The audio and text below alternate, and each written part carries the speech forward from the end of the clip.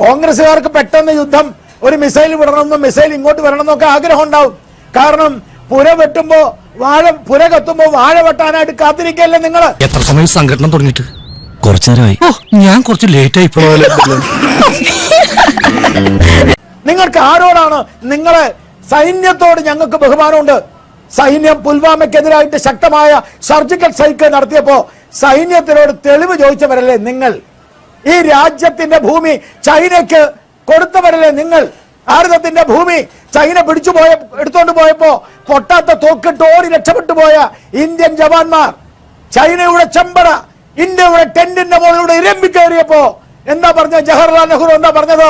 അത് പുല്ല് മുളയ്ക്കാത്ത സ്ഥലമാ, പോട്ടെ എന്നാ പറഞ്ഞത്. അത്രക്കുള്ള ബുദ്ധിയൊന്നും അതിനില്ലല്ലോ.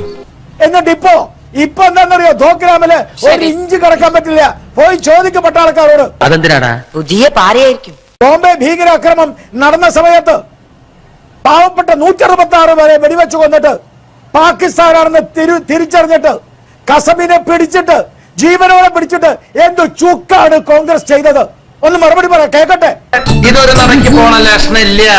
ഞാൻ ഇവന്റെ 2 വാങ്ങിച്ചിട്ടേ പോവുള്ളൂ. അതിപ്പോ അങ്ങനെയൊന്നുമില്ല. പറയട നാട്ടുകാരോട്. വെള്ളമെങ്കിൽ വെള്ളം. ശരി ശരി, പദ്ധതികളിലേക്ക് വരാം. പാകിസ്ഥാൻ ഇറക്കുമതി തടഞ്ഞ്, വ്യോമഗതാഗതം തടഞ്ഞ് പാകിസ്ഥാനെ ഇല്ലാതാക്കാൻ ശ്രമിക്കുക. പാകിസ്ഥാനെ അസ്ഥിരപ്പെടുത്തുക എന്നുള്ളതാണ്. പാകിസ്ഥാനെ അസ്ഥിരപ്പെടുത്തുക എന്നുള്ളതാണ്.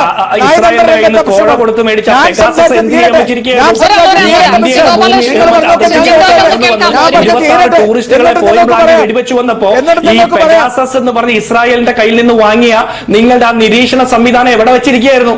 മോദിയുടെ 56 ഇഞ്ച് നെഞ്ചിന്റെ അകത്ത് സൂക്ഷിച്ചു വെച്ചിരിക്കുകയായിരുന്നു. എന്താ നിങ്ങളുടെ പെഗാസസിലെ നിരീക്ഷണത്തിൽ തീവ്രവാദികൾ നമ്മൾ കണ്ടില്ലേ?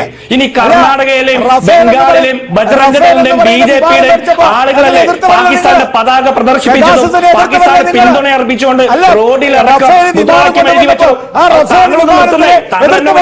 പഠിപ്പിച്ചല്ലേ? രാമൻകുട്ടി തളരരുത്.